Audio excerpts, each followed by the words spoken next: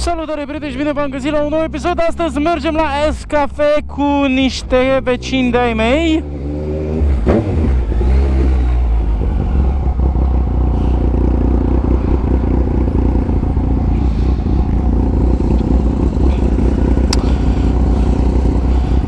Vrem să vedem ce se adună.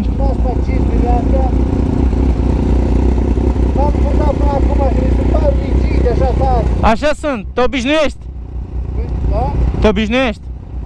La un moment dat îți separă normal cu ăsta și când îți iei Adidas și o ți separă aiurea. Dar trebuie să-ți reglezi schimbătorul după piciorul tău. Dacă ți se pare că e prea jos sau prea sus, trebuie să reglezi tu după but.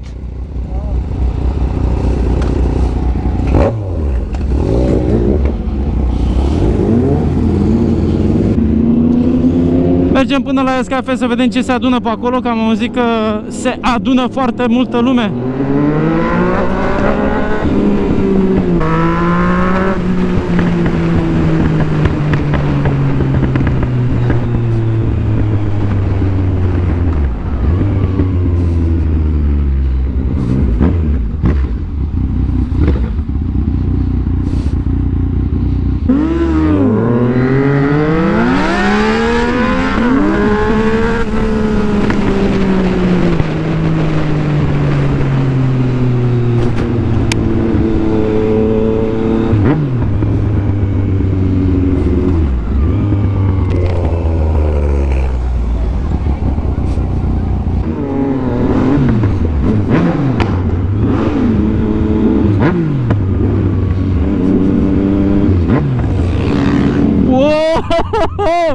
Ce-i pe aici?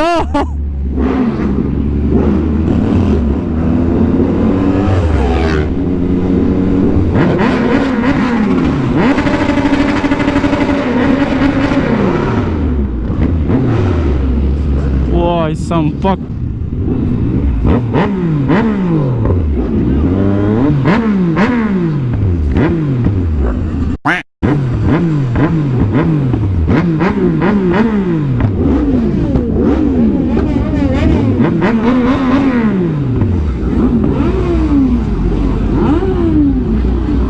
Unde mergem?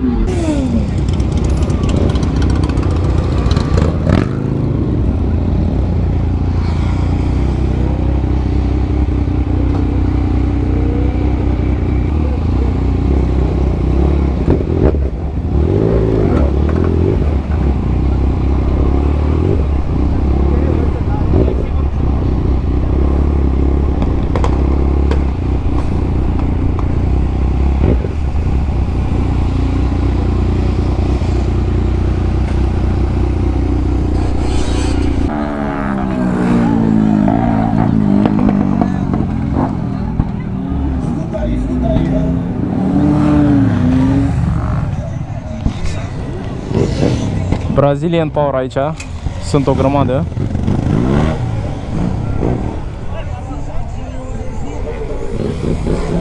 Băieți, căutăm și pe acolo.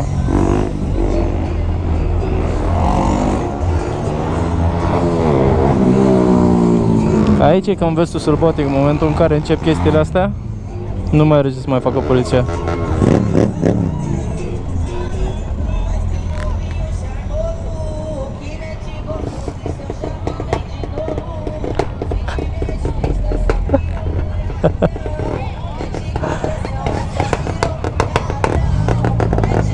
Ia văd brazilieni aici.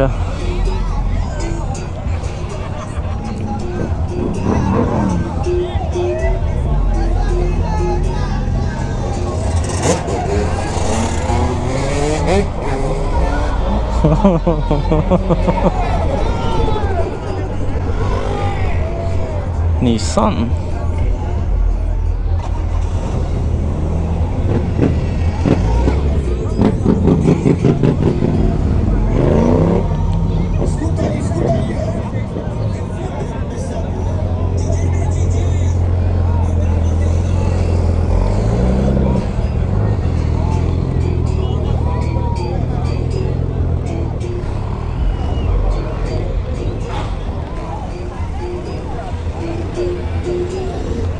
Nu mai poate să treacă nimeni pe aici.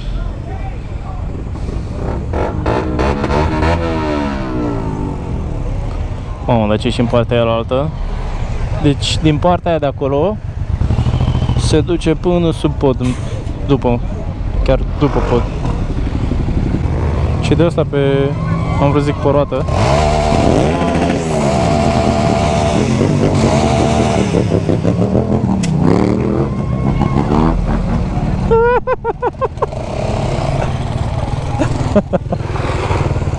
Ai de pula mea.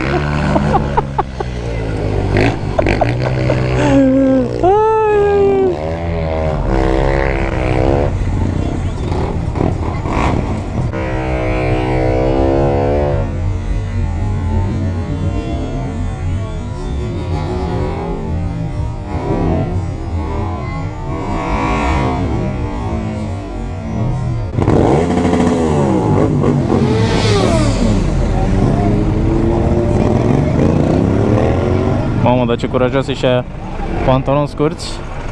Haide, tati, treci. Nu știu.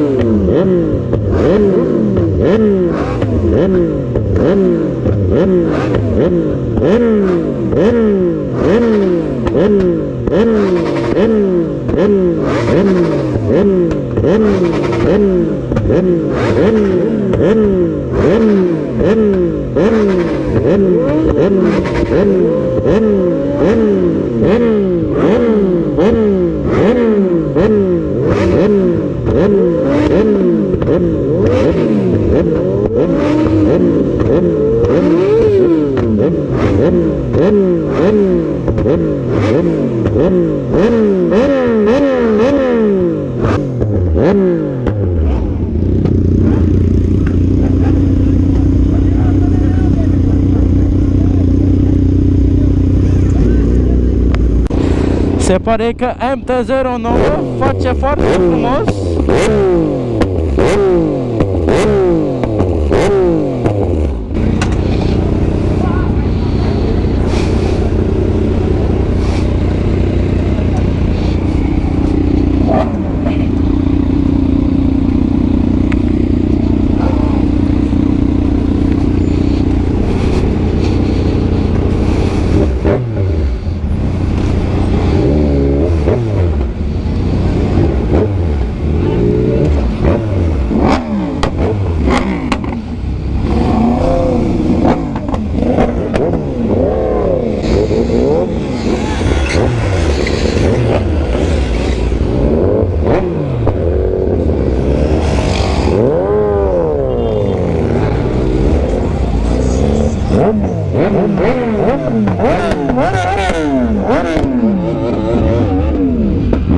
Mi-e frică să nu mă lovească careva aici.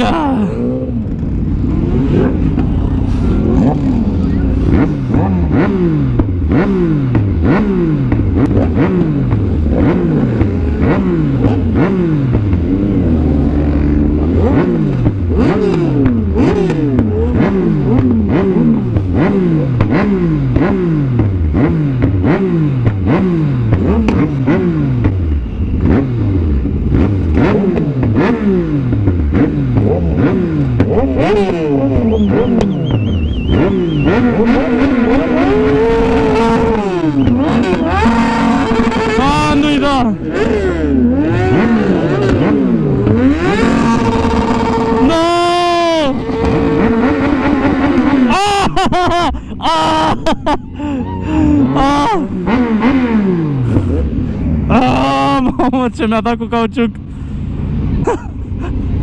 Ai!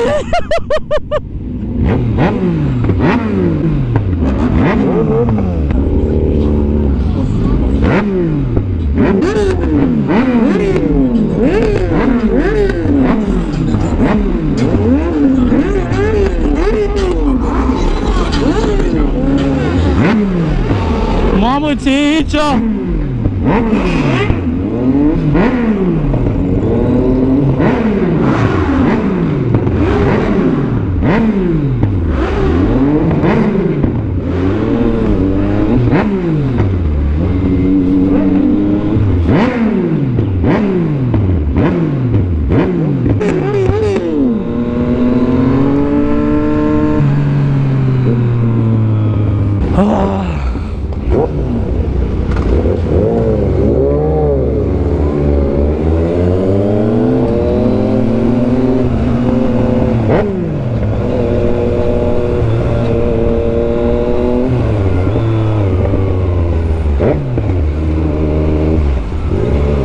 Și cam asta a fost pentru astăzi, prieteni. Am fost până la Escafea să filmez pentru voi. Puteam să mai stau puțin, dar sincer să fiu cam... nu cred că era cazul. Atmosfera era puțin prea încinsă pentru mine. Și am zis să ne dăm spre casă, că după aia se lasă cu poliție. Uite, exact ce ziceam. Bine, ambulanță, dar se lasă și cu ambulanță înainte de poliție.